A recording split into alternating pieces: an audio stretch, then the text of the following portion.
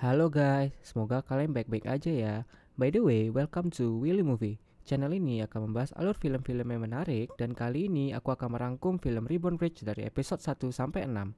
Selamat menonton dan semoga kalian bisa terhibur dengan video yang aku sampaikan. Film ini diperankan oleh Sun Joong Ki dengan nama tokoh Yoon Hyun Woo. Ini menceritakan tentang seorang karyawan yang bekerja untuk Sun Young Group kurang lebih 10 tahun. Adegan pertama dalam film ini dibuka dengan memperlihatkan seorang pria bernama Yoon Hyun Woo yang berada di suatu bank yang tampaknya sedang mengambil uang senilai 600 juta dolar. Setelah mendapatkan uang tersebut, Hyun Woo berjalan keluar bank dan tampaknya dia telah menyelesaikan urusannya. Kemudian alur film mundur untuk menceritakan 1 minggu sebelumnya. Alur dimulai dengan memperlihatkan Hyun Woo yang bekerja di sebuah perusahaan bernama Sun Young Group. Hyun Woo tampak mengawal pimpinan Sun Young Group yang bernama Tuan Jin. Di tengah keramaian wartawan yang tampaknya Tuan Jin selaku pimpinan Sun Young Group terlibat kasus penggelapan uang, memanipulasi saham, dan pelanggaran lainnya. Namun hanya dituntut masa percobaan 5 tahun. Tampaknya tuntutan masa percobaan 5 tahun tidak mengagetkan jaksa Seo Min Young yang menangani kasus Sun Young Group karena menurut dia hukum sangat lemah di hadapan orang kaya. Kemudian adegan berlanjut dan tampaknya Sun Young Group akan mengadakan sebuah acara untuk mengenang pendiri Sun Young Group. Tampak seorang bernama Shin Gyeong Min yang tengah sibuk meletakkan minuman di meja tamu. Kemudian Shin bertemu dengan Hyun Woo dan Hyun Woo berkata kepada Shin untuk mengganti minumannya karena pimpinan alergi terhadap buah persik dan bisa mengakibatkan hal yang fatal. Ketika Shin mengetahui bahwa orang yang ada di depannya adalah Hyun Woo yang dimana adalah seorang manajer departemen aset masa depan, Shin menjadi sangat senang dan kaget karena Hyun Woo merupakan panutannya yang sering dia dengar namanya di Sun Young Group. Kemudian adegan berlanjut ke luar gedung yang dimana memperlihatkan para petinggi keluarga Sun Young Group satu persatu mulai datang. Diketahui bahwa para bawahan tidak boleh menyebutkan nama para petinggi ini dan diganti dengan nomor. Contohnya pimpinan Jin merupakan pemimpin tertua Sun Young Group dipanggil dengan kode 10 dan istrinya Jung Rae dipanggil dengan kode 1 Alpha. Kemudian untuk anak kedua atau adik pemimpin Jin yang bernama Jin Dongki dipanggil dengan kode 20 dan istrinya Yu Jina dengan kode 2 Alpha serta anaknya Jin Yeju dipanggil kode 21. Adegan berpindah ke basement yang tampaknya menampilkan putra Ji Young Ki yang bernama Jin Song Jun sedang marah-marah ingin protes pada ayahnya. Mo Hyun Min mencoba untuk mencegah suaminya untuk protes kepada ayahnya namun gagal. Song Jun kemudian bertemu ayahnya dengan amarah yang sudah memuncak. Tampaknya Song Jun ingin melepaskan hak warisnya dan tidak ingin menjadi suksesor ayahnya sebagai pemimpin Sun Young Group. Mendengar hal tersebut tentunya membuat ayahnya sangat marah karena merasa Song Jun tidak tahu diri atas apa yang telah diberikan ayahnya. Namun Song Jun tetap menolak dan membuat pimpinan Jin terkena serangan jantung dan terjatuh ke lantai. Melihat hal tersebut, Song Jun menjadi panik dan kepanikannya ditambah dengan datangnya Hyun Woo yang bermaksud untuk memberitahu bahwa acaranya sudah akan dimulai. Melihat hal tersebut, Hyun Woo segera meminta bantuan medis sedangkan Song Jun malah kabur ketakutan. Di dalam lift menampilkan anak ketiga yang bernama Jin Hwa Yong bersama suaminya. Jin Hwa tampak kesal dengan suaminya yang tidak bisa menggunakan powernya untuk memenjarakan Ji Young Ki kakaknya. Tampaknya semua petinggi dikumpulkan untuk memberitahu bahwa pimpinan Jin sedang menjalankan operasi. Namun acara pembukaan tetap akan dilaksanakan karena bila batal dapat mengakibatkan anjloknya saham. Karena sambutan tidak bisa dilakukan oleh pimpinan, mereka berdiskusi bahwa Song Jun yang harus melakukan sambutan tersebut. Karena tahu bahwa Song Jun kabur, istri Song Jun memberi perintah kepada Hyun Woo untuk mencari suaminya dalam waktu 30 menit dan bila Hyun Woo gagal, dia akan dipecat. Dengan segera Hyun Woo bergegas mencari Song Jun. Diperlihatkan Song Jun sedang berada di depan akuarium. Tampaknya dia masih kena mental dengan apa yang terjadi sebelumnya dan mengamuk kepada bawahannya ketika bawahannya terus bertanya kepada Song Jun tentang makanan yang akan disajikan.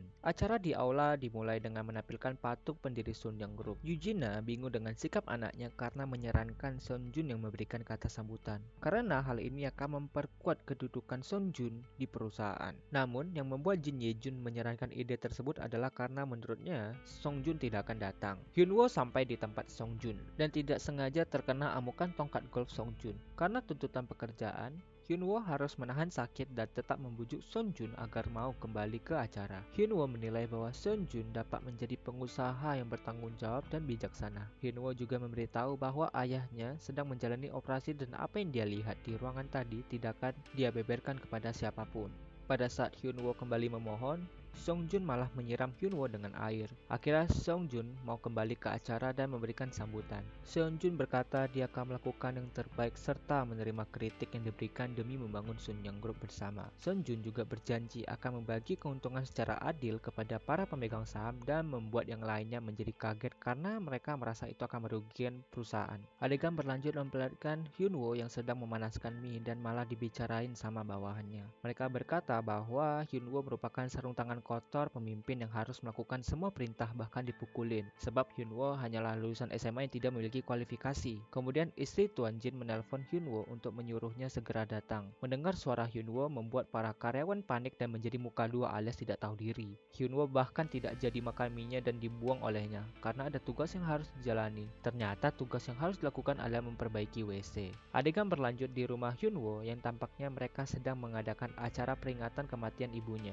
Hyunwoo memiliki seorang adik bernama Hyunmin. Pada saat makan, Hyunmin memberikan hadiah pulpen kepada Hyunwoo karena Hyunmin menerima gaji pertamanya. Mendengar hal tersebut membuat Hyunwoo tidak senang karena harusnya adiknya itu fokus ke ujian PNS. Ayahnya juga berkata Hyunwoo harus bisa bekerja untuk dirinya sendiri dan memiliki keluarga sendiri. Namun Hyunwoo tampaknya makin tersinggung dengan ucapan ayahnya dan membuatnya mengamuk kepada ayahnya. Hyunwoo pun pergi karena emosi yang sudah memuncak. Keesokan harinya, Jaksa Min-young tampak menggeledah kantor Sunyang Group. Namun sayangnya, Jaksa Min-young tidak menemukan apapun karena tampaknya Sunyang Group sudah menduga hal ini akan terjadi. Di suatu tempat rahasia, Hyunwoo memerintahkan Gyeongmin untuk membereskan data perusahaan yang penting. Kemudian berlanjut di ruangan Seon Joon yang tampaknya Seon Joon sangat kesal dengan jaksa yang menyerangnya padahal dia sudah berjanji untuk memperbaiki perusahaan Sunyang Group. Namun berkat Hyunwoo, semua menjadi aman. Ketika pertemuan selesai dilakukan, Hyunwoo dan Gyeongmin memberikan hormat kepada semua petinggi Sunyang Group. Namun hanya anak keempat yang bernama Jin Young-ki yang tidak sombong serta meresponnya. Sedangkan yang lain hanya sibuk dengan dirinya sendiri. Bahkan Yoon-ki berterima kasih kepada Hyunwoo. Jin Young-ki ternyata memutuskan hubungan dengan keluarganya dengan sebuah alasan. Kemudian pada saat keluar dari lift, Hyunwoo dan Gyeongmin bertemu dengan Lee Hae-in yang merupakan istri dari Jin Young-ki. Hyunwoo memberitahu bahwa wanita tersebut adalah istri dari Jin Young-ki dan alasan mengapa Jin Young-ki memutuskan hubungannya dengan keluarganya. Jin Young-ki dan Lee Hae-in juga memiliki putra. Kemudian adegan berlanjut yang menunjukkan dokter memberitahu bahwa pimpinan Jin mengalami gagal jantung 2 kali namun sudah berhasil diselamatkan dan membutuhkan istirahat yang banyak. Lee Hae-in sampai di tempat keluarga berkumpul dan tampaknya semua orang tidak menyukainya. Lee Hae-in berkata bahwa dia heran dengan sikap para keluarga yang dingin padahal dia memiliki sesuatu yang bisa membuat sikap para anggota keluarga menjadi berubah, yaitu 3% saham yang drop yang dimana akan menjadi penentu perebutan posisi pemimpin Sunyang Group. Dia akan memberikan suaranya asalkan dia bisa tahu apa yang terjadi sebenarnya terkait kecelakaan putranya. Adegan berlanjut di mana Gyeongmin memberikan berkas yang tampaknya merupakan berkas rahasia dengan transaksi yang besar. Karena merasa ada yang aneh, Hyunwoo menyelidiki isi berkas tersebut. Setelah menyelidiki berkasnya, Hyunwoo bertemu Direktur Kim untuk melaporkan bahwa ternyata ada orang yang menyedot uang perusahaan melalui perusahaan bernama Micro Sunyang. Namun Direktur Kim malah menghancurkan kertasnya dan menyuruhnya untuk tidak banyak melakukan hal yang tidak perlu. Kemudian dalam perjalanan pulang, Hyunwoo bertemu dengan Song Joon yang sedang berada di depan patung pendiri Sunyang Group. Song Joon berkata bahwa Hyunwoo merupakan pegawai yang hebat dan dibutuhkan oleh perusahaan. Hyunwoo kemudian memberitahu tentang masalah yang dia temui kepada Song Joon. Walaupun berkasnya sudah dihancurkan oleh Direktur Kim, tampaknya Hyunwoo sudah memfoto berkas tersebut. Saat sedang menceritakan hasil temuannya, ternyata Direktur Kim datang dan Song Joon menunjukkan apa yang ditemukan Hyunwoo kepada Direktur Kim dan tampaknya Hyunwoo menjadi gugup dan panik. Song Joon pun tahu bahwa Direktur Kim tahu soal ini dan tidak melaporkannya serta menganggap Direktur Kim adalah pengkhianat Sunyang Group. Kemudian karena Direktur Kim dipecat, Song Joon mempromosikan Hyunwoo menjadi manajer keuangan senior di Departemen Perencanaan dan Koordinasi. Song Joon ditugaskan untuk mengambil uang yang disedot tersebut di luar negeri. Kemudian kembali ke adegan bank di awal, Hyunwoo telah mendapatkan uang yang disedot oleh perusahaan palsu tersebut. Adegan berpindah ke suatu tempat yang dimana Jinhwa menampilkan rekaman kepada Son Min-young yang telah menyadap pembicaraan antara Hyunwoo dengan Son Joon. Sedangkan di luar negeri, Hyunwoo merasakan adanya kejanggalan pada taksi yang dia kendarai. Dan ternyata benar bahwa ada orang yang mengincarnya. Hyunwoo pun berlari, namun dia tiba-tiba menjadi lemas ketika menabrak seorang bocah yang tampaknya menyuntikkan sebuah racun. Adegan berlanjut di mana Song Joon sedang makan bersama Jin Ye Jun yang menyinggung soal $600 juta. Jin Ye Jun bertanya apakah dia boleh memilikinya dan tampak Tampaknya Direktur Kim berada di tempat makan tersebut. Hyunwoo berada di pinggir tebing dan kagetnya dia bertemu dengan Gyeongmin. Hyunwoo marah dengan Gyeongmin dan bertanya siapa yang memerintahkan, namun dia tidak menjawab. Akhirnya Hyunwoo ditembak di kepala dan jatuh ke dalam laut. Namun anehnya adegan berpindah ke dalam sebuah mobil dan melihat Hae-in memanggilnya dengan sebutan Dojun. Dia bingung mengapa dia masih bisa sadar namun di dalam tubuh seorang anak kecil. Ketika melihat sekitar, dia baru sadar bahwa dia kembali ke masa lalu pada saat pendiri Sonyeon Group masih hidup, yaitu Jin Young Chol. Apakah yang akan terjadi ke depannya? Saksikan di episode selanjutnya.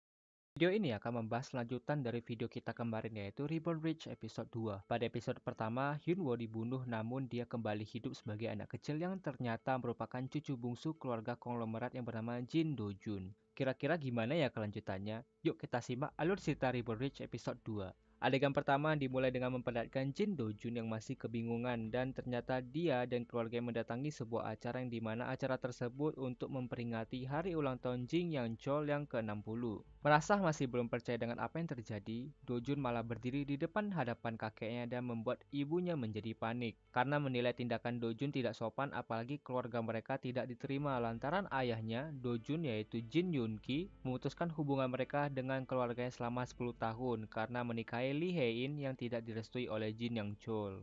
Tidak seperti kakeknya yang tidak peduli dengan keluarga Jin Yoon-ki, neneknya justru sebaliknya dan sayang dengan Dojun. Pada saat melihat sekitar, dia melihat spanduk dan akhirnya dia menyadari bahwa dia sedang berada di tahun 1987. Pada saat mereka berada di halaman rumah, ibunya mengingatkan mereka untuk menjaga sikap mereka dan tidak nakal. Adegan berpindah di mana Lee Hae-in sedang berada di dapur dan seperti biasa, para menantu tidak menganggap Lee Hae-in karena Lee Hae-in adalah menantu yang tidak direstui oleh Jin Young Chol. Namun sekali lagi, istri Jin Young Chol tak merespon dengan ramah kehadiran Lee Hae-in. Jin Young Chol merupakan orang yang sangat teliti dan perfeksionis. Bahkan dia sampai mempermasalahkan berapa butir nasi yang dibutuhkan untuk menggulung sushi yang dia makan. Dia bahkan memarahi anak sulungnya karena tidak memiliki ambisi yang sama seperti dirinya. Dia ingin grup Sonyeon menjadi grup nomor 1 di dunia, bukan hanya di Korea saja. Pada saat makan, asisten pribadi Yang Chol menyampaikan bahwa dia harus bertemu dengan utusan dari Rumah Biru. Dan pada saat dalam perjalanan dia bertemu dengan Jin Yoon-ki. Namun ayahnya masih marah dengan Jin Yoon-ki yang memutuskan hubungannya dengan keluarga Sonyeon.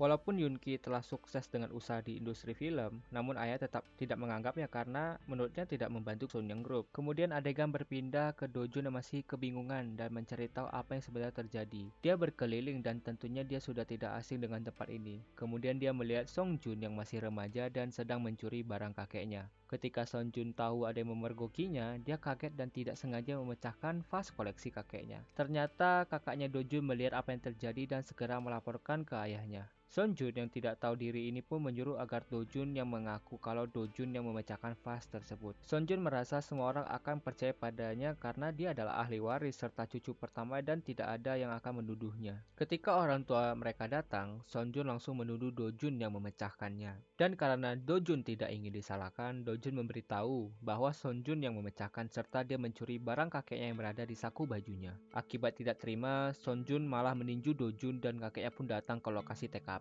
Kakeknya datang untuk menasihati Song Jun yang tidak bisa mengendalikan emosinya. Menurut kakeknya, bila Song Jun tidak bisa mengendalikan emosinya, maka itu bukanlah kualitas penerus Sonyeon Group. Pada saat yang sama, Dojun baru menyadari bahwa kejadian tersebut pernah dia baca dalam autobiografi milik Jin Young Chol. Karena menyadari bahwa dia benar-benar balik ke masa lalu, dia langsung pergi dari tempat itu dan pergi ke kediaman keluarganya yang lama. Ternyata benar saja, keluarga mereka berada di rumah tersebut dan dia bisa melihat ibunya yang masih hidup. Dia memesan makanan supaya bisa bertemu dengan ibunya, bahkan Dojun sampai menangis. Namun momen itu tidak berlangsung lama karena Hae-in menjemput Dojun dengan khawatir. Walaupun tidak bisa bertemu lama dengan ibunya, Dojun merasa sangat lega dan bersyukur karena ibunya masih hidup. Hari berlanjut di mana menampilkan Jin Young Chol sedang menghadapi masalah dengan asistennya yang dimana perusahaan semikonduktor Jepang dan Amerika menurunkan harga mereka yang membuat mereka mendominasi pasar. Hal ini membuat Sonyeon Group menjadi dijepit dua raksasa dan sulit bersaing. Ketika anak Jin Young Chol pun datang dan mengabari hal yang sama. Tentunya ini malah memperkeruh suasana yang ada di hati Jin Young Chol. Terlebih lagi, Jin Young Chol mendengar bahwa saran yang dikeluarkan oleh anaknya malah menyuruh Jin Young Chol untuk berhenti dalam bisnis semikonduktor. Padahal sudah banyak modal yang dikeluarkan untuk bisnis ini. Di saat bersamaan, Dojun datang ke rumah untuk mendatangi kakeknya karena ingin meminta maaf kepada kakeknya. Tante-tantenya menatapnya dengan tidak senang, tapi neneknya tetap welcome dan membawa Dojun ke ruang tunggu. Di ruang tunggu, Dojun membaca koran dan ternyata dia menyadari bahwa pada saat itu sedang terjadi persaingan ketat pemilihan presiden. Pada saat berdiskusi, ketiga anaknya menyarankan agar kakeknya untuk mendukung duo Kim dan tidak mendukung Roh Tae-woo karena Roh Tae-woo tidak akan menang apalagi berhadapan dengan duo Kim. Pada saat rapat mereka selesai, anak-anak Jin Yang Chol kaget ternyata ada Dojun di luar. Asisten Yang Chol pun melaporkan bahwa Dojun ingin bertemu. Namun karena masih marah, dia menolak dan bahkan berkata kalau dia tidak memiliki cucu bernama Dojun.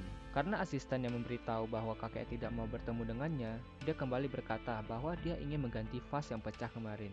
Don Ki pun menertawahi Dojun karena menganggap Dojun hanya bocah yang sok tahu. Dojun pun berkata bahwa dia tahu harga vasnya 5 juta won. Karena mendengar jawaban Dojun, mereka pun kaget karena Dojun tidak sembarang bicara. Dojun kembali melanjutkan bahwa kakeknya harus mendukung Roh Tae-woo karena duo Kim tidak akan mencapai kesepakatan. Dojun pun pamit karena merasa informasi yang telah dia berikan senilai dengan vas yang pecah tersebut. Mendengar perkataan Dojun membuat mereka kebingungan mengapa seorang bocah bisa membicarakan tentang pemilu. Semula mereka mengabaikan perkataan Dojun, namun tak berselang lama, berita pun muncul yang memberitakan bahwa duo Kim tidak sepakat untuk bekerja sama. Dan hal ini persis seperti apa yang disebutkan Dojun.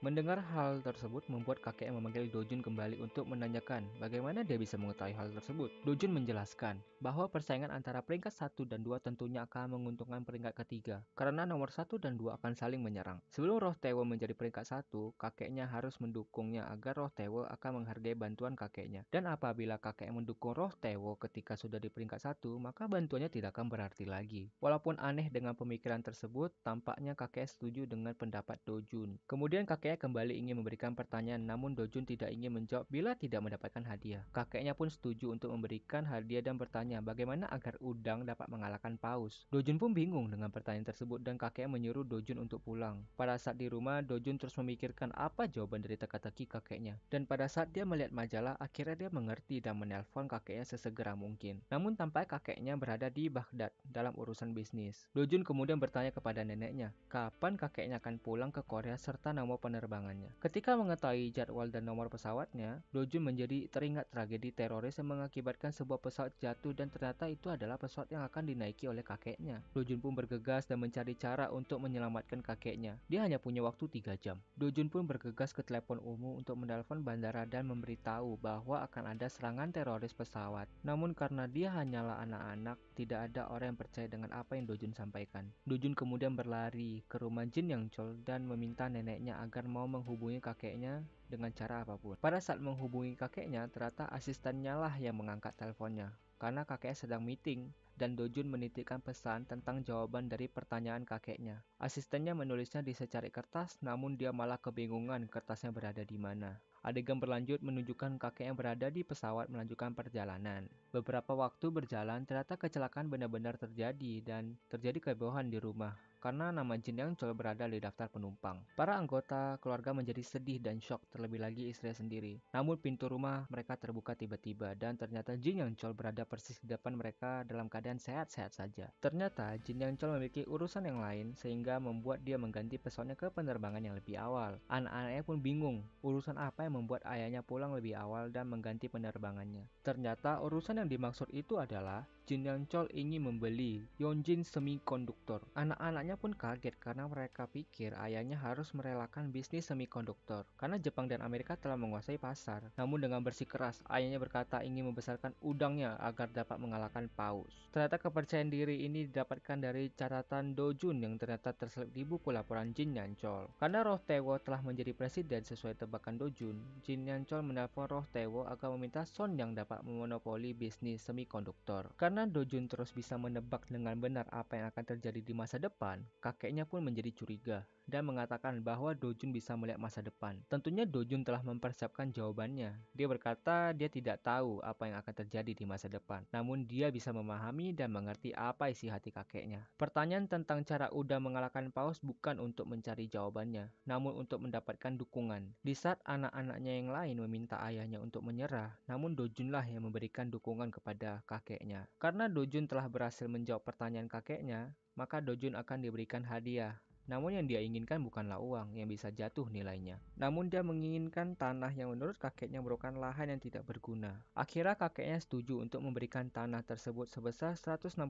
meter persegi. Kemudian Dojun menawarkan kesepakatan, dan kesepakatan ini merupakan hal yang tidak bisa dibeli dengan uang kakeknya, yaitu ijazah hukum Universitas Seoul. Akhirnya mereka setuju dengan kesepakatan Dojun, dan tampaknya Dojun meminta imbalan agar keluarganya dapat diterima kembali dalam keluarga Sonyang, yang tentunya membuat anak-anak Jin Yang Chol yang lain menjadi kaget. Pada akhirnya Dojun tumbuh dewasa sebagai mahasiswa hukum terbaik di Universitas Seoul. Akhirnya Ribbon Ridge episode kedua telah selesai. Apakah yang akan terjadi ke depannya? Saksikan di episode selanjutnya.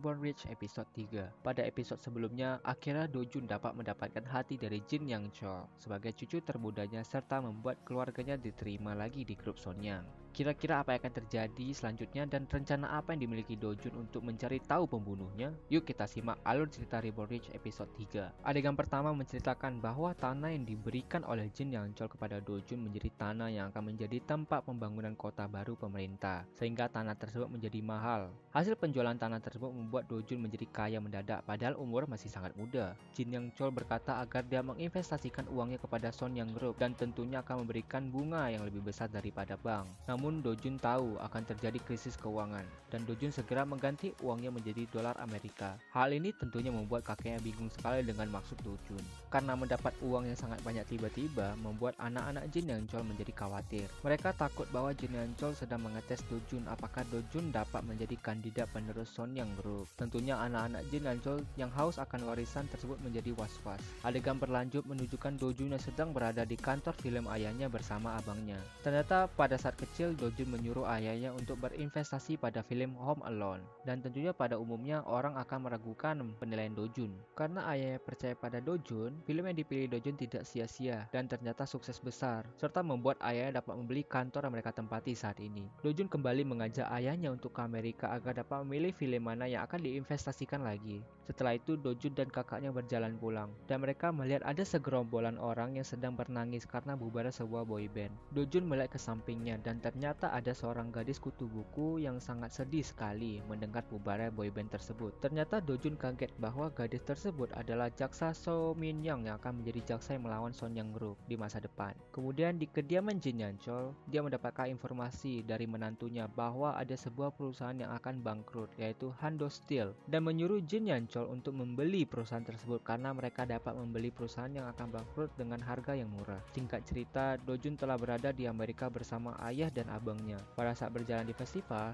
dia tidak sengaja menabrak seseorang. Ternyata orang tersebut adalah Oh Se-hyun yang dimana merupakan seorang investor terkenal. Oh Se-hyun mengajarkan kepada Dojun agar jangan berinvestasi pada hal yang tidak dia yakini. Ternyata tujuan Dojun mengajak ayahnya ke festival film adalah agar ayahnya mau berinvestasi ke film Titanic, dan sekali lagi tentunya ayahnya meragukan dan bingung dengan saran Dojun karena menurutnya film Titanic tidak akan laku apalagi aktor dan aktrisnya tidak terlalu terkenal. Di suatu tempat ternyata Dojun, abang dan ayahnya mendengar pembicaraan Oh Se-hyun bahwa dia juga akan berinvestasi ke film Titanic, dan ketika mendengar penjelasan Oh Se-hyun, ayahnya yang semula ragu menjadi setuju dengan pendapat Dojun. Oh Se-hyun membuat Dojun menjadi tertarik pada dirinya dan Dojun melihat amplop yang bertuliskan Power Share dan diyakini merupakan tempat Oh Se-hyun bekerja. Kemudian Dojun mencari tahu tentang Oh Se-hyun dan ternyata dia merupakan seorang direktur investasi Power Share. Di kemudian hari, Dojun menemukan Oh Se-hyun di sebuah kafe. Ternyata Oh Se-hyun sedang menonton pertandingan catur antara superkomputer Deep Blue melawan juara dunia Garry Kasparov. Karena Dojun sudah tahu siapa yang akan menang, Dojun membuat kesepakatan dengan Oh Se-hyun bahwa dia tahu siapa yang akan menang dalam pertandingan tersebut. Dojun berkata bahwa Deep Blue yang akan memenangkan pertandingan tersebut, dan bila dia benar, Oh Se-hyun harus meluangkan waktu untuknya. Pada awalnya Oh Se-hyun tidak percaya dengan Dojun. Dojun pun pergi dengan meninggalkan alamat agar Oh Se-hyun dapat mencarinya bila tebakannya benar. Ternyata pertandingan akhirnya menunjukkan bahwa Deep Blue lah yang menang. Alamat yang ditulis Dojun ternyata hilang akibat air dan Oh Se-hyun segera berdiri untuk mencari Dojun. Namun tiba-tiba Dojun berdiri di depannya karena dia merasa Oh Se-hyun akan mencari dirinya. Oh Se-hyun menganggap tebakan dari Dojun merupakan hal yang kebetulan. Oh Se-hyun merasa Dojun merupakan orang yang menarik. Kemudian adegan memperlihatkan Jin Yang Chol yang sedang rapat dengan para petinggi Sonyang Group dan membahas tentang pembelian Hando Steel. Tampaknya mereka sedang kebingungan karena Sonyang Group tidak memiliki dana yang cukup, apalagi perusahaan saingannya yaitu Daeyoung Group juga ingin membeli Hando Steel. Steel. Jin Yang Chol memberikan tugas kepada anak sulungnya yaitu Jin Yongki agar dapat membeli Hando Steel dengan dana 350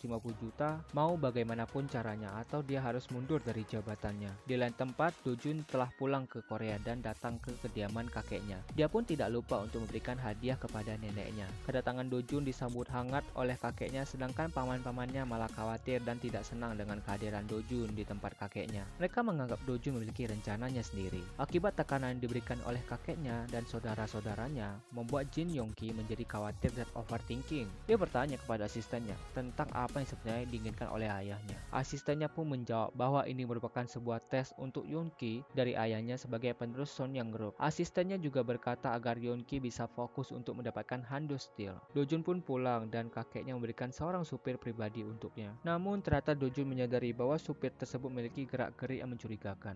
Tampaknya supir tersebut digunakan untuk memantau gerak-gerik dari Dojun. Dojun pun meminta agar dia diturunkan di depan gerbang. Pada saat berada di kampus, dia dihadang oleh sekelompok anak yang berasal dari keluarga yang memiliki power yang berbeda. Mereka mengajak agar Dojun dapat bergabung dengan kelompok elit tersebut. Mereka mengajak Dojun untuk makan malam serta harus membawa pasangannya masing-masing. Pada saat yang sama, Dojun melihat Seo Min yang sedang berjalan di kampus bersama teman-temannya. Dengan segera, Dojun mengikutinya dan mereka bertemu di perpustakaan. Dojun mengajak Min Young untuk makan malam bersama, namun pada awalnya Min Young menolaknya. Tampaknya Dojun tidak menyerah. Dojun mengatakan akan memberikan informasi tentang boyband kesukaannya, Min Young yang telah bubar namun ternyata akan kembali lagi. Mendengar informasi tersebut membuat Min Young menjadi tertarik untuk makan malam bersama Dojun. Mereka kembali bertemu di sebuah restoran dan ternyata merupakan restoran pertemuan kelompok elit tersebut. Pada saat tahu ternyata Dojun mengajak Min Young untuk ke pertemuan elit tersebut, Min Young merasa marah dan kesal karena dia tidak tahu akan dibawa ke sana. Min Young merasa ini bukan pertemuan agar mendapat teman, namun untuk memperkuat relasi yang saling melindungi ketika lulus, serta akan menjadi pembuat onar di masa depan. Di lain sisi, ternyata supir memberikan informasi tentang gerak-geriknya kepada kakeknya Dojun. Keesokan harinya, berita tentang Hando Steel yang bangkrut telah tersebar ke media, dan lebih kagetnya lagi bahwa perusahaan tersebut telah diakuisisi oleh perusahaan asing yang tidak lain adalah PowerShare yang dipimpin oleh Oh Se-hyun senilai 500 juta dolar. Oh Se-hyun merasa Hando Steel merupakan investasi yang tepat untuk dilakukan. Jin Yang Chol merasa hal ini sangat janggal, karena kenapa perusahaan asing mau mengambil perusahaan kecil seperti Hando Steel. Jin Yongki bahkan menyuruh asistennya untuk mencari tahu tentang Oh Se-hyun. Ternyata Oh Se-hyun telah bekerja sama dengan Dojun dan merupakan orang di balik 500 juta dolar tersebut. Oh Se-hyun bingung apa sebenarnya dilakukan Dojun dengan membeli perusahaan yang tidak memiliki masa depan tersebut. Ternyata Dojun tidak ingin Hando Steel berada di tangan Sonyang Group. Akhirnya Reborn Rich episode ketiga telah selesai. Apakah yang akan terjadi ke depannya? Saksikan di episode selanjutnya. Video ini akan membahas lanjutan dari video kita kemarin yaitu Reborn Rich episode 4, dan pada episode sebelumnya diceritakan bahwa terdapat sebuah perusahaan yang akan bangkrut dan diperebutkan oleh banyak perusahaan yaitu Hando Steel. Sonyang Group berencana untuk mengakuisisinya, namun ternyata ditikung duluan oleh perusahaan asing PowerShare yang dipegang oleh Oh Se-hyun. Ternyata dana yang dimiliki PowerShare berasal dari Dojun agar Sonyang Group tidak bisa mengakuisisi Hando Steel. Mau tahu bagaimana kelanjutannya? Yuk kita bahas alur film Reborn Rich episode 4. Adegan pertama menceritakan tentang Jin Yongki yang menyuruh bawahannya untuk mencari tahu tentang Oh Se-hyun, dan tampaknya bawahannya menemukan bahwa Dojun juga berada di tempat yang sama dengan Oh Se-hyun. Adegan selanjutnya menunjukkan Jin Yang Chol dan petinggi Sonyang Group sedang berada di sirkuit balap. Tampaknya mereka sedang melakukan uji coba mesin mobil yang dibuat oleh Sonyang Motors. Dalam balapan tersebut ternyata juga ada saingan dari Sonyang Group yaitu Daeyang Group. Situasi balapan memperlihatkan mobil milik Sonyang Motors sedang memimpin balapan dan di belakangnya terdapat mobil milik Daeyang Group. Jin Yang Chol telah membuat perusahaan Sonyang Group yang dari awalnya cuma perusahaan otomotif kecil menjadi sukses sekarang. Tapi perjuangan Jin Yang Chol malah dianggap remeh oleh anaknya yaitu Jin Hwa-young. Jin Hwa-young berkata ini hanyalah hobi mewah ayahnya dan tentunya ayahnya merasa tidak senang dengan perkataan anaknya. Jin Yang Chol yang kesal pun pergi dari sana akibat ulah anaknya. Ternyata alasan anak yang berkata seperti itu adalah karena dia heran dengan ayahnya yang mau mengeluarkan dana untuk mobil-mobil itu namun tidak mau membantu suaminya untuk pencalonan dewan. Kemudian Jin Yang Chol berkata kepada anaknya agar anaknya jangan serakah. Mendengar hal tersebut membuat anaknya merasa disepelekan. Hwa-young pun merencanakan sebuah rencana agar dapat membalas perlakuan ayahnya. Adegan pun berpindah di mana menunjukkan Jin Yanchol yang sedang berada di ruangan penonton dan sedang menonton balapan tersebut. Tampaknya posisi 1 dan 2 sangat sengit diperebutkan oleh mobil Sonyang Motors dan Daeyang Group. Beberapa saat kemudian ada sekelompok orang yang ikut masuk ke ruangan Jin Yanchol dan ternyata itu merupakan pimpinan grup Daeyang dan beserta anak-anaknya. Pertemuan kedua tokoh besar ini seperti pertemuan dua legenda bersejarah. Pertemuan mereka memperlihatkan bahwa Jin Yanchol dan Ju Yong-il memiliki hubungan yang tidak baik akibat persaingan perusahaan. Diketahui juga bahwa perusahaan Daeyang sebenarnya juga ikut bersaing untuk membeli Hando Steel, namun perusahaan Daeyang tidak memiliki dana yang cukup pada saat itu. Pada saat pertandingan, ternyata mobil Daeyang Group bisa menyalip mobil dari Sonyang Motor. Tentunya kejadian ini mulai membuat mereka panik, khususnya Jin Yanchol. Karena melihat ekspresi kakeknya yang mulai berubah, Dojun kemudian mendekatinya dan berkata, "Ini belum berakhir sampai benar-benar berakhir." Sehingga kata-kata bijak tersebut membuat Jin Yanchol menjadi termotivasi dan kembali percaya diri. Pada saat balapan masih berlangsung, asisten Kim memberitahu sesuatu kepada Jin Yong-ki yang tampaknya terdapat sebuah masalah dan ya benar saja, ternyata mobil dari Sonyang Motors mengalami gangguan pada mesinnya. Melihat hal tersebut membuat kepala tim menyuruh pengemudi untuk segera ke pit stop. Namun hal itu dihentikan oleh Yongki dan memerintahkan agar balapan tetap dilanjutkan. Hal ini dilakukan karena Yongki tidak mau kalah, apalagi balapan ini ditonton oleh Jin Yanchol serta pemimpin Daeyang Group. Akan sangat memalukan bila Sonyang Motors berhenti sekarang. Bukannya memimpin, mobil Sonyang Motors malah semakin parah dan tidak bisa bergerak lagi. Hal ini tentunya membuat Jin Yanchol sangat malu apalagi berada di hadapan pimpinan Daeyang. Pimpinan Daeyang berkata, walaupun mereka sedang kesulitan dana, namun mereka tetap akan bisa bertahan dengan kuat apalagi melawan Sonyang Group. Setelah mendapat ledekan dari pimpinan Daeyang, kemudian Yongki datang dan memberitahu bahwa dia telah menyuap para wartawan dan ingin menyalahkan pengemudi atas kelalaiannya. Bukannya menyelesaikan masalah, hal ini malah membuat Jin Yanchol semakin meledak dan akhirnya menampar Yongki. Kemudian Jin Yanchol pergi dari sirkuit balapan dan pergi ke satu tempat sendiri. Tampaknya perginya Jin Yanchol membuat para anaknya kebingungan karena seharusnya dia datang ke acara peluncuran mobil yang akan dirilis oleh Sonyang Group. Melihat anak-anak kebingungan, Dojun kemudian datang dan berkata bahwa dia tahu Jin Yanchol berada di mana. Dan tentunya dia bisa tahu dari buku yang ditulis oleh Jin Yanchol di masa depan. Ternyata benar saja, Jin Yanchol berada di sebuah bengkel pribadi yang berisikan mobil-mobil antik. Jin Yanchol terlihat sedang memperbaiki mobil untuk menghilangkan kekesalannya. Melihat kedatangan Dojun tentunya membuat kakeknya sangat kaget. Bagaimana Dojun bisa mengetahui tempat yang bahkan asisten dan anak-anaknya tidak tahu sama sekali. Karena masih kesal dengan apa yang terjadi, dia mengabaikan Dojun dan lanjut memperbaiki mobilnya. Dojun kembali membujuk kakeknya agar mau kembali. Dojun juga berkata, dia tahu perjuangan kakeknya yang dimulai dari dia membeli 2 truk agar dapat mendistribusikan beras, serta menjadi awal berdirinya Sonyang Motors dan Sonyang Distribution. Dojun juga berkata bahwa Sonyang Motors merupakan penggerak Sonyang Group. Mendengar apa yang dikatakan oleh Dojun membuat kakeknya kembali bersemangat dan moodnya mulai membaik. Dia akhirnya hadir ke dalam acara peluncuran dan memberikan kalimat sambutan dengan bersemangat serta menyampaikan kalimat yang disampaikan oleh Dojun di bengkel. Setelah acara selesai, Jin Dongki menghampiri Dojun dan berkata, bagaimana caranya agar bisa mengalahkan PowerShare dalam merebut Hando Steel. Dojun pun berkata, apakah bukan lebih baik dikalahkan oleh PowerShare dibanding kalah dengan Daeyang Group? Mendengar hal tersebut membuat Dongki tersenyum karena dia berpikir bahwa orang yang ada di balik PowerShare adalah Dojun itu sendiri. Hal ini disimpulkan oleh Dongki karena ternyata yang mengikuti Dojun selama ini adalah bawahannya Dongki. Di kemudian hari muncul di berita bahwa Daeyang Group ingin ikut mengakuisisi Hando Steel. Mereka menaikkan dana senilai 650 juta untuk mengalahkan PowerShare. Dengan adanya berita tersebut tentu membuat Sonyang semakin pusing dikarenakan dana yang harus mereka keluarkan semakin besar dan susah untuk bersaing. Setidaknya dana yang harus dikeluarkan oleh Sonyang adalah 700 juta. Jin Dongki menyuruh asistennya untuk mencari tahu bagaimana grup Daeyang bisa mendapatkan dana sebesar itu. Padahal kemarin mereka sedang mengalami kesulitan dana. Di lain sisi, Dongki melaporkan foto-foto yang didapatkan pada saat memata-matai Dojun. Dan hal ini tentunya membuat kakeknya mulai mencurigai cucu kesayangannya. Setelah itu, Jin Yanchol ternyata menjemput Dojun di kampusnya dan berkata bahwa kesuksesannya merupakan hasil dari usaha kerasnya. Dan bila ada yang ingin mengganggunya, maka dia tidak akan segan-segan untuk melawan walaupun itu keluarganya atau keturunannya sendiri. Hal ini bisa dilihat dari apa yang terjadi pada ayah Dojun yang melawan kehendak ayahnya dan mereka menjadi tidak akur. Jin Yanchol kemudian bertanya tentang apa yang Dojun lakukan dengan uang 24 juta dolar yang ada pada Dojun. Dojun pun berkata bahwa dia menggunakan uang tersebut untuk berinvestasi pada sebuah perusahaan film.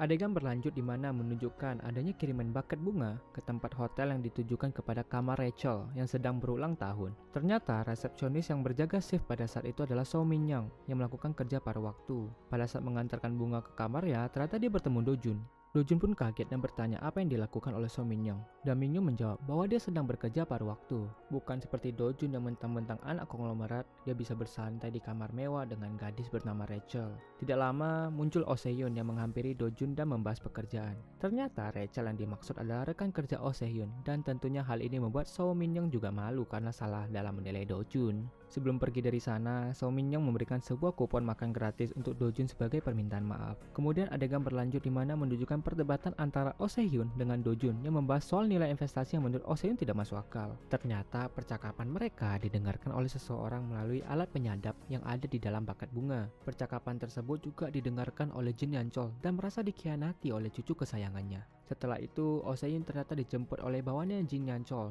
dan diminta untuk bertemu dengan Jin Yan-chol. Kemudian Jin Yan-chol bertanya soal kerjasama yang dilakukan dengan Do Jun terkait akuisisi Hando Steel. Awalnya Oh Se-hyun tampak kebingungan dengan pertanyaan Jin Yan-chol. Kemudian dia berkata bahwa Do Jun dan dia memang bekerja sama tapi bukan dalam proses akuisisi Hando Steel.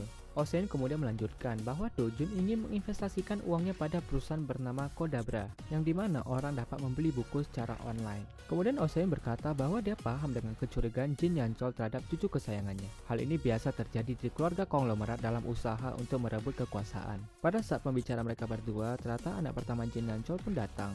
Pada saat yang pas, Oh Se-hyun memberitahu bahwa ada orang di balik Daeyang Group yang memberikan dana dalam akuisisi Hando Steel. Dan ternyata orang tersebut adalah anak kedua Jin Yan-chol yaitu Jin Dong-ki. Walaupun kecewa dengan apa yang dilakukan oleh anaknya, tampaknya dia tidak terlalu mempermasalahkan masalah ini karena anaknya cuma ingin mencari untung. Dan dalam berbisnis, kadang kita tidak memikirkan hubungan darah. Akibat apa yang dilakukan oleh Dong-ki membuat Yong-ki mencari segala cara untuk mendapatkan dana dalam akuisisi Hando Steel, termasuk mencari pinjaman kemanapun. Setelah mencari-cari dana, akhirnya dana yang terkumpul adalah 700 juta dan tampaknya Yong-ki masih pusing bagaimana mencari 50 juta lagi. Pada saat yang tepat, Hwa Yong datang dan menawarkan kesepakatan. Dia berkata bahwa akan meminjamkan 50 juta asalkan Yong-ki mendukung suaminya dalam pencalonan anggota dewan. Di kemudian hari, ternyata Hando Steel jatuh ke tangan Sonyang Group dan membuat Yong-ki sangat senang. Untuk menaikkan keberhasilan Yong-ki, tampaknya mereka mengadakan makan bersama di rumah. Terlihat Dong-ki menghampiri Yong-ki dan memberikan selamat kepada kakaknya. Yong-ki berkata bahwa dia berterima kasih karena berkat Dong-ki, dia harus membeli Hando Steel dengan harga yang sangat mahal. Dong-ki pun kaget dengan jawaban tersebut karena dia tidak menyangka bahwa abangnya tahu apa yang telah dia lakukan. Yang membuat dia lebih kaget lagi adalah karena ayahnya juga tahu soal ini. Berkat Yong-ki yang berhasil merebut Hando Steel membuat ayahnya memperlakukan Yong-ki lebih baik dan hal ini membuat Yong-ki menjadi terharu. Di lain sisi, memperhatikan Do Jun dan Oh Se-hyun sedang makan bersama dan merayakan keberhasilan rencana mereka.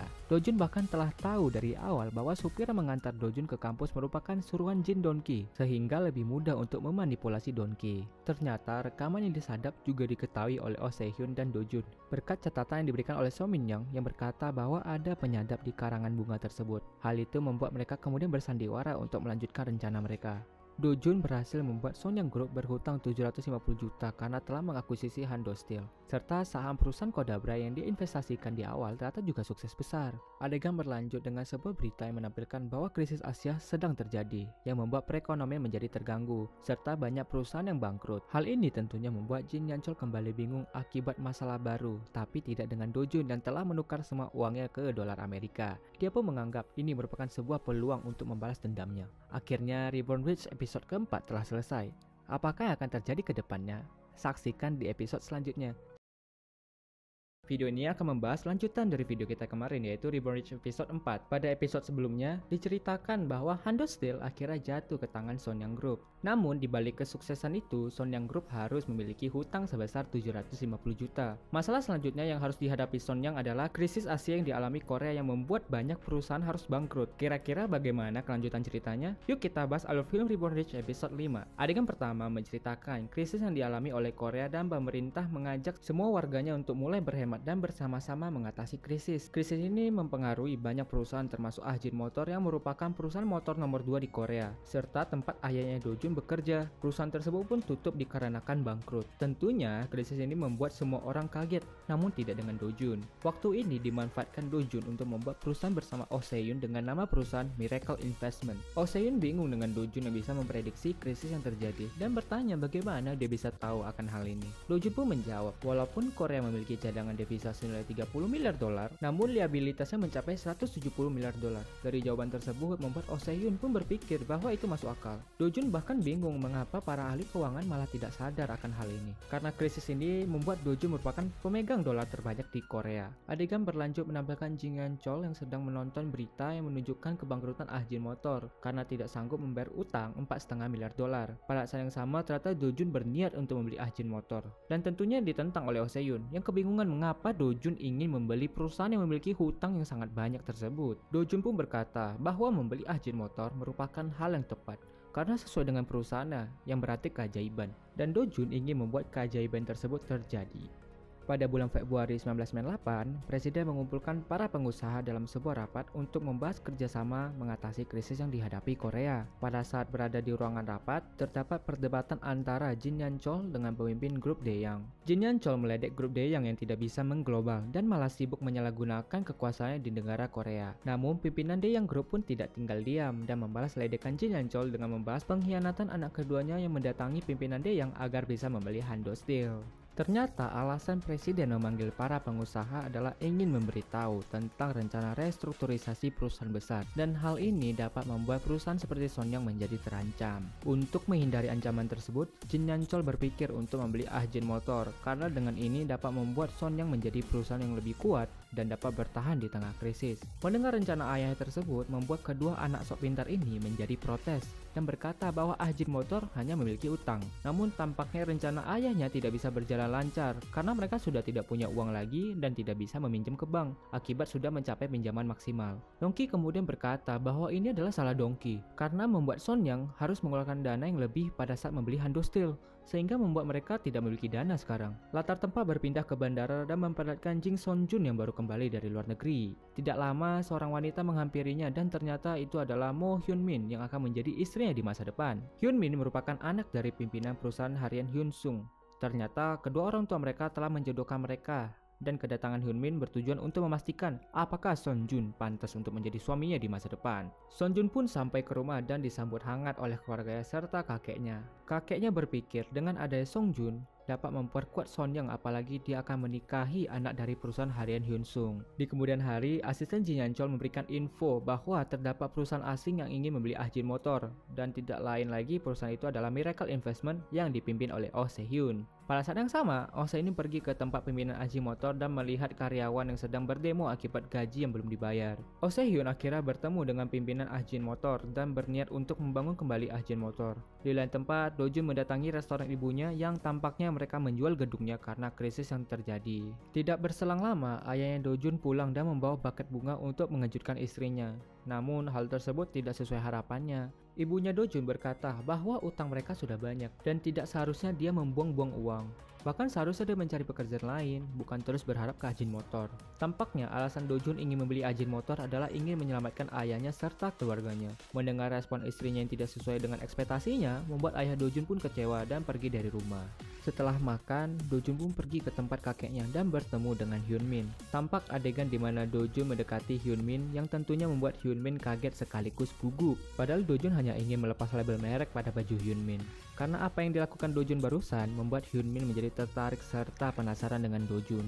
Kemudian pada saat pertemuan Jin Yeon-chol dengan ayahnya Hyun-min, tiba-tiba dia mendapat kabar bahwa Ajin Motor telah bekerja sama dengan Miracle, dan hal ini tentu membuat Jin Yeon-chol harus pergi dari sana segera. Pada saat di jalan, dia bertemu dengan Dojun dan bertanya apakah dia masih berhubungan dengan Oh Se-hyun, dan tentunya Dojun berbohong dan mengatakan bahwa mereka sudah tidak bersama akibat perbedaan prinsip. Jin Yeon-chol juga meminta agar Dojun menjauhi Oh Se-hyun. Dojun kembali bertanya kepada kakeknya, mengapa kakeknya menentang pembelian tenaga kerja? Karena menurut Dojun, bukankah seharusnya pekerja lama harusnya dapat tetap bekerja dan menguntungkan perusahaan?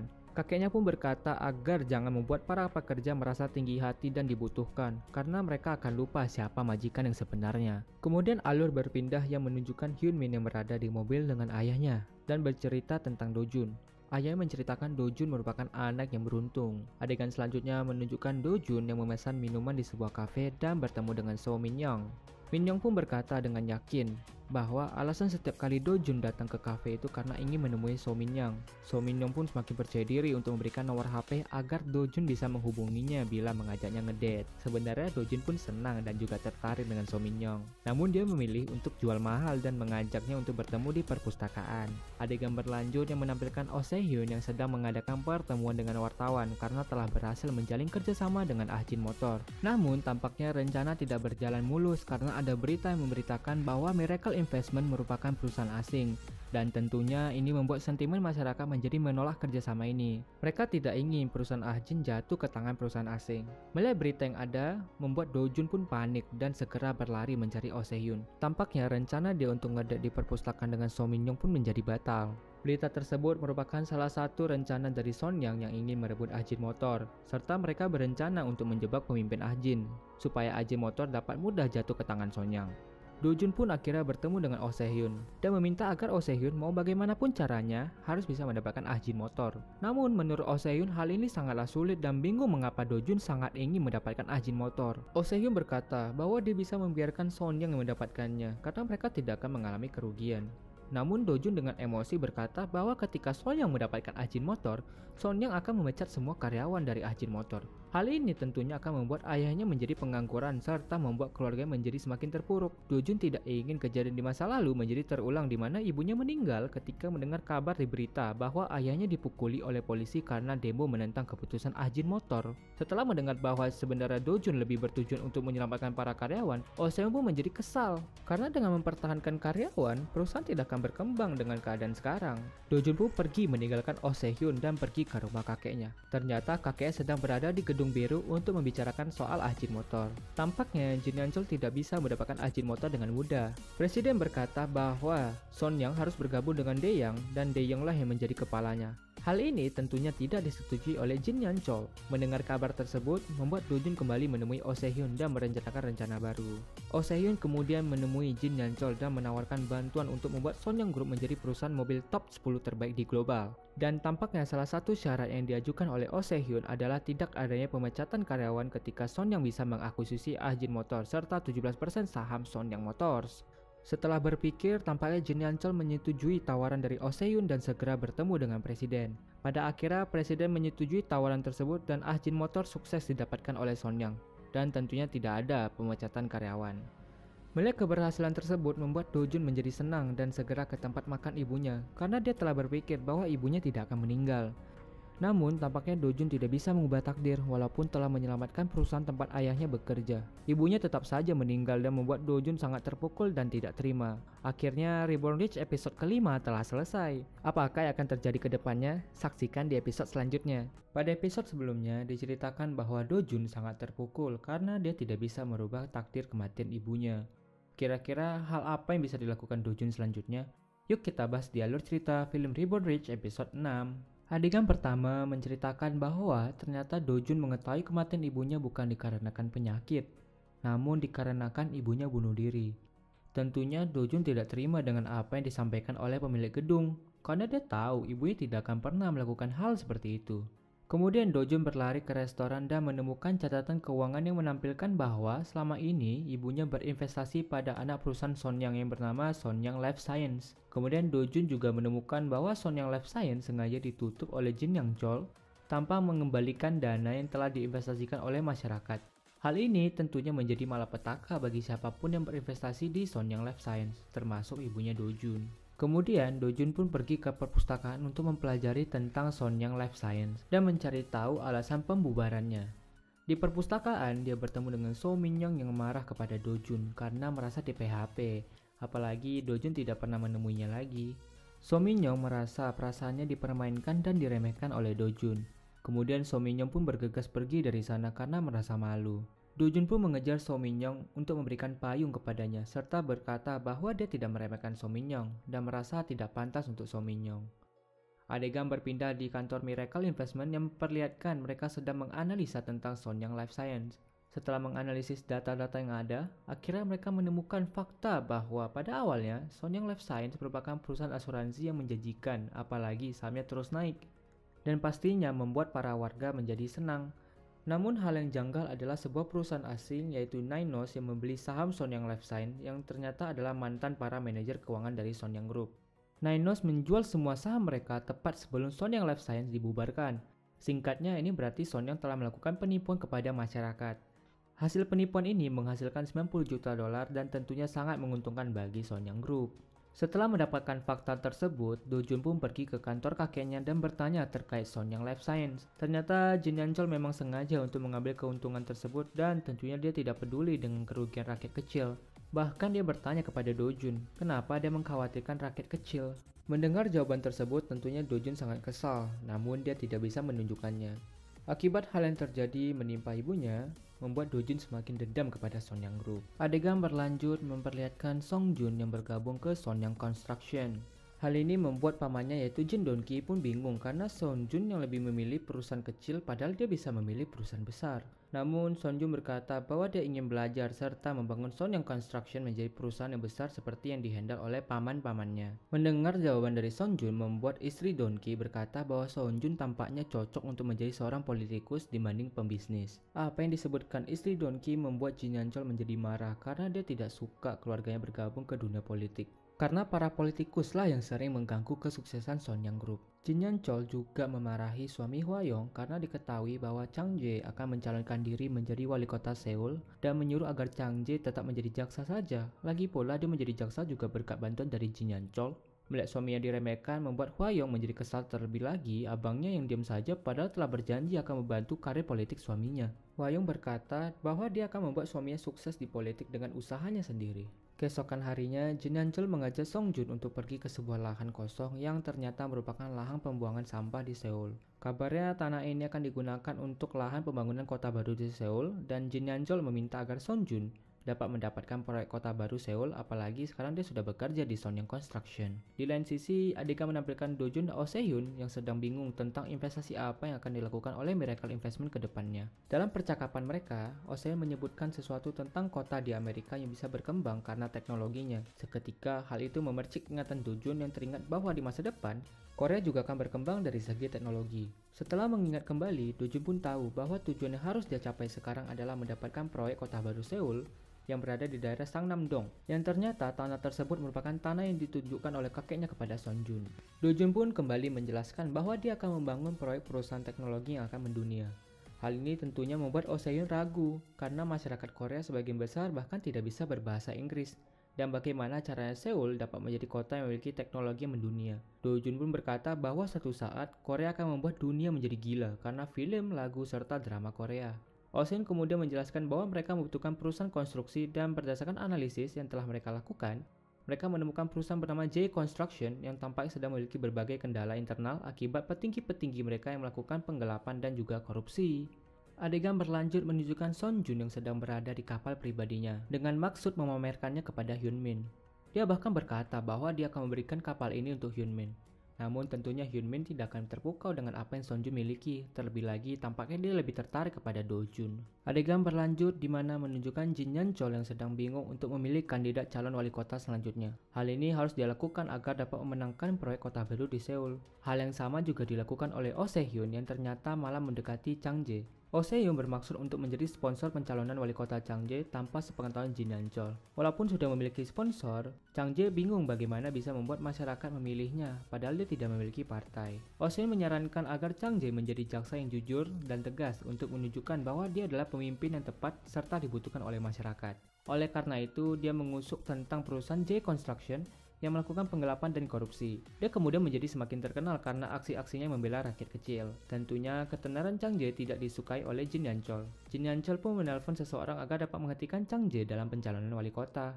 Hal ini tentunya membuat Hwayong sangat marah karena orang tuanya yang selalu ingin menjatuhkan karir suaminya. Hwayong dan suaminya bermaksud untuk mendatangi ayahnya. Namun mereka bertemu dengan Do Jun dan berkata bahwa seharusnya Chang Jae sendirilah yang bertemu dengan mertuanya agar menunjukkan Chang Jae layak untuk menjadi wali kota. Mendengar saran yang disampaikan oleh Dojun membuat Chang Jae memberanikan diri untuk bertemu ayah mertuanya. Pada saat berada di dalam rumah, Jin Yanchol menyarankan agar Chang Jae berhenti untuk mengejar yang dia inginkan. Bahkan Jin Yanchol berkata akan mendirikan firma hukum untuknya.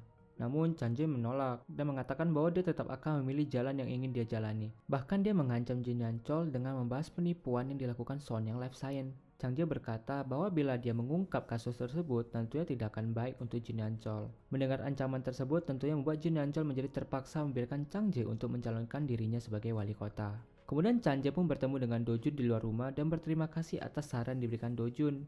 Karena sekarang Chang Jae telah mendapatkan izin dari ayah mertuanya untuk pencalonan wali kota. Harinya pun tiba dan ternyata Chang Jae memenangkan pemilihan wali kota Seoul dengan perolehan suara 53,6%. Dojun pun berpesta dengan Oh Se-yoon dan Rachel karena mereka selangkah lagi akan memenangkan proyek kota baru Seoul.